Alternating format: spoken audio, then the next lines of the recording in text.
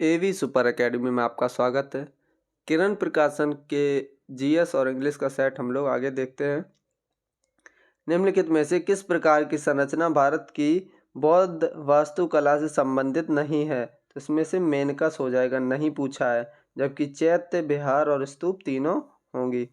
NASA के अंतर्राष्ट्रीय वायु और अंतरिक्ष कार्यक्रम में भाग लेने वाली भारत की पहली महिला कौन सी है? तो जानवी डगैती जी हैं।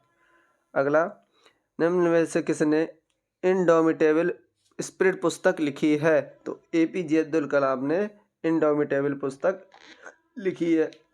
अगला क्वेश्चन, भारतीय संविधान के किस मौलिक अधिकार में कहा गया है कि यदि किसी नागरिक को लगता है कि राज्य द्वारा उसके मौलिक अधिकार का उल्लंघन हुआ है तो इस अधिकार का सहारा लेकर वह अदालत जा सकता है। तो संवैधानिक उपचारों का अधिकार के माध्यम से वह अदालत जा सकता है।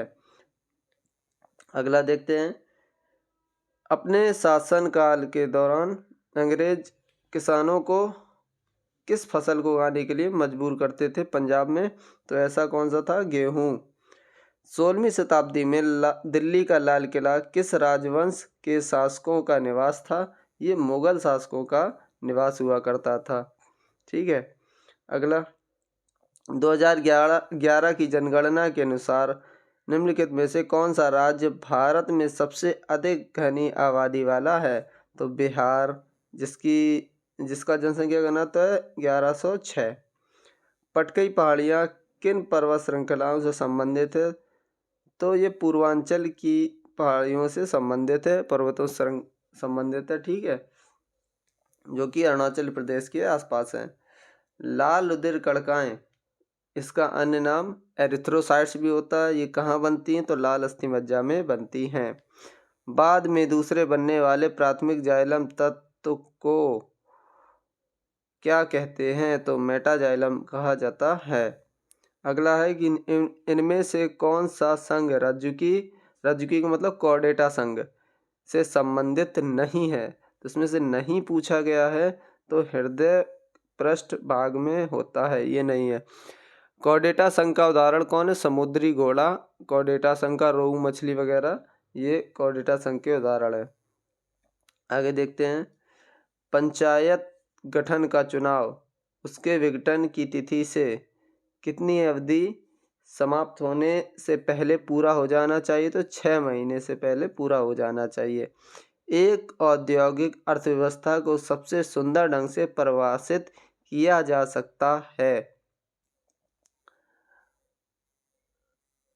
जिसका 50% या उससे अधिक उत्पादित मूल्य किस क्षेत्र के अंतर्गत आता है? तो बैंकिंग के क्षेत्र के अंतर्गत आता है। अगर तो मतलब बैंक में रुपया ज़्यादा तो आप तरक्कीवान हो गए हैं। इनमें से किसे फ्रंटियर गांधी कहा जाता है? तो खान अब्दुल गफ्फार खान को फ्रंटियर गांधी कहा जाता है। और ये गैर भारतीय हैं जिसको भारत रत्न भी प्राप्त है। चींटी के डंक में पाया जाता है फॉर्मिक अम्ल पाया जाता है। फॉर्मिक अम्ल को चींटी छोड़ती है। ठीक है। साबुन में कौन सा क्षारक उपयोग किया जाता है? साबुन में सोडियम हाइड्रोक्साइड उपयोग किया जाता है, जिसे NaOH भी कहते हैं। आगे देखते हैं, वायु, भूमि, जल या मृदा के भौतिक, रासायनिक या जैविक अभिलक्षण में होने वाला एक अवांछनीय परिवर्तन है। तो ऐसा कौन सा परिवर्तन है जो अवांछनीय? प्रदूषण, क्योंकि प्रदूषण कोई नहीं चाहेगा हो। अगला क्वेश्चन, केंद्र सरकार द्वारा जारी की गई योजना का उद्देश्य बच्चों को स्वच्छता के बारे में जागरूक करना है या जागरूकता उत्पन्न करना है। तो ऐसा कौन सा हो जाएगा? बाल स्वच्छता मिशन। सरकार ने इस वजह से चलाया कि बच्चों में स्वच्छता बनी रहे, उनको पता रहे। अगला क्वेश्चन है, स्थलाकृति मानचित्र में रेलवे लाइनों और टेलीफोन लाइनों को किस रंग से दर्शाया जाता है? तो बताइए किस रंग से दर्शाएंगे, तो काले रंग से दर्शाएंगे रेलवे लाइन को और टेलीफोन लाइन को भी। अब अगला क्वेश्चन देखते हैं। छोटी आंत की भीतरी दीवारों में हजारों अंगुलियों के आकार की अधोसंरचनाएं पाई जाती हैं, इनको विलाई बोलते हैं। कहाँ पर लिखा है विलाई, तो विलाई ये है, छोटी छोटी उंगली नुमा संरचना होती है और ये उंगली नुमा संरचना से होकर जब भोजन जाता है तो वो थोड़ा थोड़ा अवशोषण करती रहती है। नुआखाई उड़ीसा का सबसे बड़ा फसल कटाई का त्यौहार है, जिसे निम्न में से किस त्यौहार के एक दिन बाद मनाया जाता है, तो इसे गणेश चतुर्थी के एक दिन बाद मनाया जाता है। खेती के किस रूप को स्लैश एंड बर्न कहा जाता है, तो पारंपरिक निर्वाह खेती को स्लैश एंड बर्न कहा जाता है। ध्यान रखना, स्लैश एंड बर्न पारंपरिक निर्वाह खेती, प्रिमिटिव सब्सटेंस फार्मिंग। निम्नलिखित में से किस राज्य में काली टाइगर रिजर्व स्थित है, तो काली टाइगर रिजर्व आपके कर्नाटक में स्थित है। बुइया निम्नलिखित में से किस राज्य का मशहूर लोक नृत्य है, तो बुइया आपका अरुणाचल प्रदेश का मशहूर लोक नृत्य है। अगला देखते हैं। सन 1961 में गोवा को भारतीय गणराज्य का हिस्सा बनाने हेतु उसकी स्वतंत्रता के लिए किए गए ऑपरेशन को क्या नाम दिया गया, तो उस ऑपरेशन को बोलते हैं ऑपरेशन विजय। क्या बोलते हैं, ऑपरेशन विजय। अगला क्वेश्चन नहीं, अब अंग्रेजी में देखते हैं हम लोग, ठीक है। तो इसमें 66 नंबर क्वेश्चन में बोला गया है कि क्या गलती है वो निकालिए। तो देखते हैं यहाँ से। द आइडियल डिटेक्ट डॉग नहीं होगा, डिटेक्शन डॉग होगा, तो आपके पहले पार्ट में गलती हो जाएगी।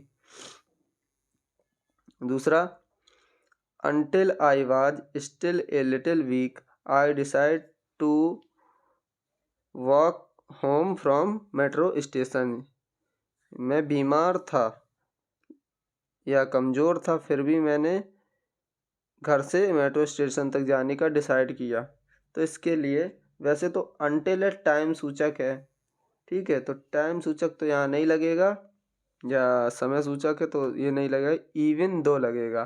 क्या लगेगा, इवन दो, यद्यपि मैं कमज़ोर हूँ फिर भी मैंने जाने के लिए निश्चय किया, ठीक है। तो इसमें गलती कहाँ आ जाएगी, अंटिल वाले पार्ट में, मतलब दूसरे पार्ट में गलती आ जाएगी।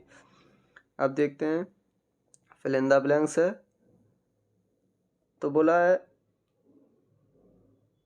कि इफ़ यू रीड, ये एक फ्रेज होता है, between the line. Between the line का मतलब होता है छिपा हुआ या गूढ़ रहस्य या गूढ़ अर्थ, ठीक है। तो ये if you read between the line you will clearly see what he means, कि यदि तुम लाइनों के बीच पढ़ोगे या गूढ़ रहस्य समझ पाओगे यदि तुम पढ़ोगे, ठीक है। आगे देखते हैं 69 नंबर क्वेश्चन। 69 नंबर क्वेश्चन में बोला है कि होमोनिम्स बताइए। तो as sea slash her hands from the deck I fear the huge slash of ocean, इसमें कौन सा होगा, वेव्स होगा। वेव्स का मतलब होता है हाथ हिलाना, ठीक है, जबकि हॉल का मतलब होता है खींचना या ढोना। पहला नंबर हॉल का मतलब खींचना या ढोना। रिपल्स का मतलब होता है लहराना। और ये आपके अगले क्वेश्चन पे हम लोग बढ़ते हैं। फैलेसी, इसका सिनोनिम पूछा गया है, सिमिलर वर्ड पूछा गया है। तो फैलेसी का मतलब होता है भ्रामकता, मतलब भ्रम फैलाना, ठीक है। अब इसमें देखते हैं कि कौन सा हो जाएगा सिनोनिम, तो बायस हो जाएगा। बायस मतलब होता है आपका अविश्वसनीयता। ही अविश्वसनीयता हुई तभी भ्रम फैलेगा, मतलब किसी पे विश्वास नहीं होगा तभी भ्रम फैलेगा। एविडेंस का मतलब होता है प्रमाण, ठीक है। श्योरिटी का मतलब भी पक्का होता है। अच्छा, कन्फर्मिटी का मतलब हो जाता है आपका अनुरूपता। नेक्स्ट क्वेश्चन देखते हैं 71 क्वेश्चन। तो उसमें दिया है टू अप्रोच, इसके लिए सिमिलर वर्ड क्या होगा? तो इसके लिए सिमिलर वर्ड होगा टू एडमोनिश। एडमोनिश का मतलब होता है फटकार लगाना, ठीक है। जब किसी चीज़ को हम लोग बंद करने के लिए कहते हैं तो फटकार लगाते हैं ना, तो टू रिप्रोच मतलब होता है भर्त्सना या फिर फटकार लगाना टाइप का, भर्त्सना। आगे देखते हैं। इसमें एक्सोनरेट का मतलब हो जाएगा दोष मुक्त करना। लाउड बताइए, कमेंट बताइए। क्वेश्चन नंबर 72, यहाँ पूछा है कि 72 और 73 में अपोजिट वर्ड को छाटिए। तो अपोजिट वर्ड को देखते हैं।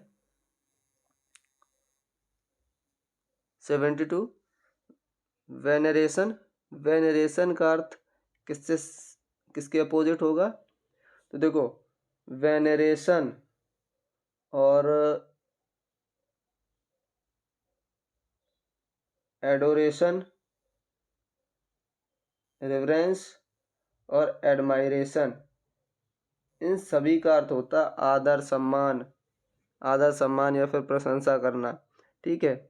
जबकि कंटेम्प्ट का मतलब होता है आलोचना करना। क्या होता है?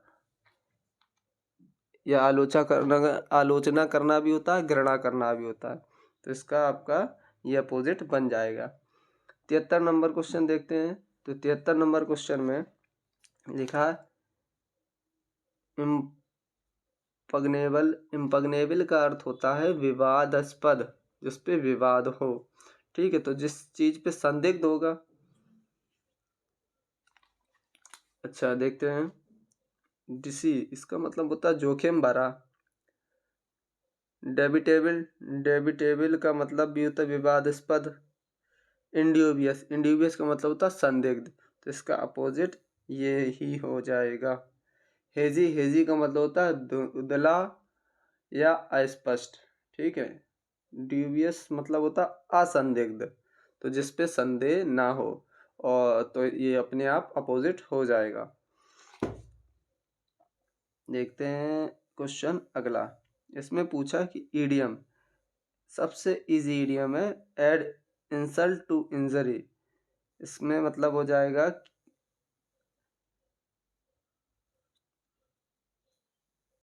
छोटा सा दिमाग में नहीं आ रहा, वो क्या बोलते हैं उसको, जले पर नमक छिड़कना।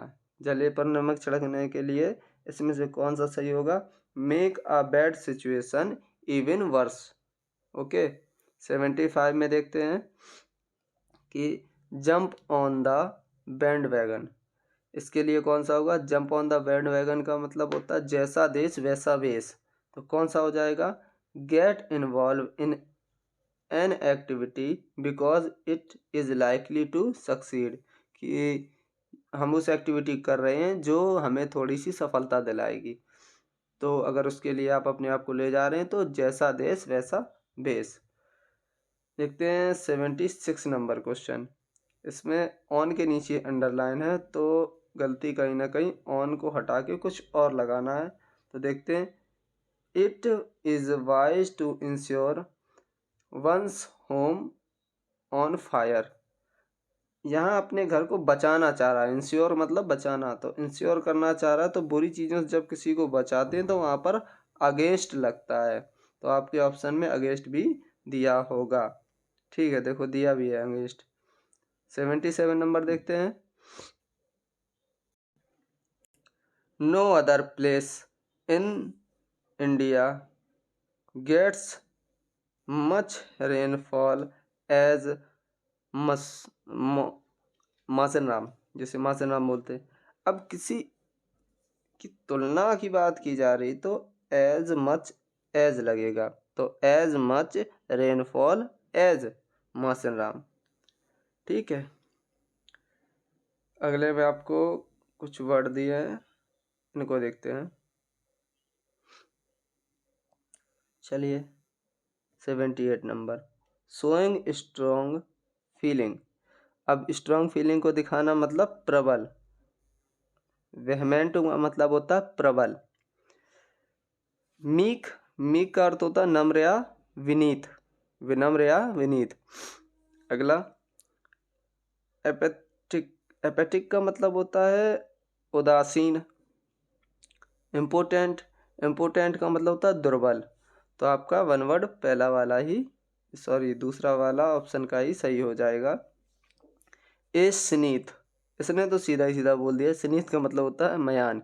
ए sheath for a blade of a sword, मतलब तलवार के लिए जो रखते हैं उसको बोलते हैं स्केबार्ड। स्केबार्ड का मतलब मयान होता है। ठीक है, नेक्स्ट 80 और 81 नंबर में आपको करेक्टली स्पेल्ड की जो भी सही स्पेलिंग है उसको देखना पड़ेगा। तो आपकी LITIGANT लिटिगेंट्स, ये वाली सही होता है। इसका मतलब होता है विवादी या फिर मुकदमेबाज आदमी। ठीक है, अगला देखते हैं स्टोइकली। स्टोइकली मतलब होता है दृढ़ इच्छा टाइप का। ठीक है, तो आज के आपका वीडियो यहीं से ख़त्म करते हैं। अपने गांव और शहर का नाम कमेंट बॉक्स में डाल दीजिए। थैंक यू, और वीडियो को लाइक भी कर दीजिए।